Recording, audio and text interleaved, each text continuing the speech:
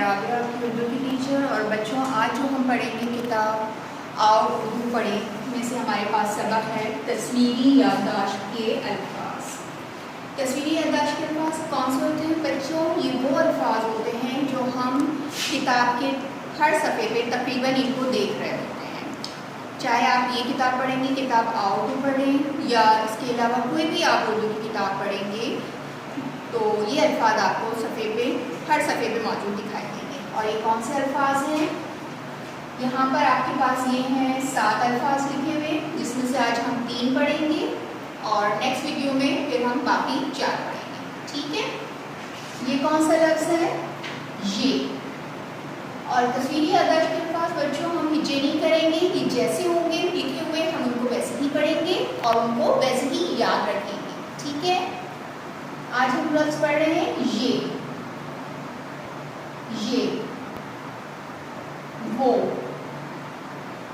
है, ये वो है। अच्छा, ये हम किसके लिए कहते हैं? किसी भी करीब चीज़ के लिए कहते हैं। जैसे ये पेन है, ये बोर्ड है, ये स्कार्फ है। ठीक है, ये करीब के लिए। ये किसी भी करीब चीज़, कोई चीज़ करीब होगी हमारे पास, हम उसके लिए क्या कहेंगे? नज़दीक होगी, पास होगी तो उसे क्या कहेंगे? ये। उसके लिए हम क्या बोलते हैं? ये। वो हम लफ्ज़ किसके लिए इस्तेमाल करते हैं? दूर के लिए। जैसे वो दीवार है, वो चार्ट है, ठीक है, वो डेस्क है। किसी भी दूर की चीज़ के लिए हम क्या इस्तेमाल करते हैं? वो। ठीक है, वो, ये होता है पास के लिए, नज़दीक के लिए, और वो दूर के लिए है।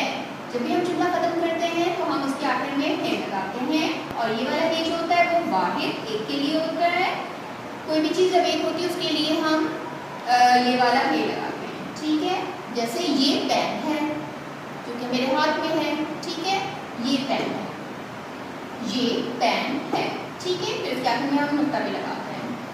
अच्छा, वो दीवार है। ठीक है, एक दीवार है तो वो दीवार है।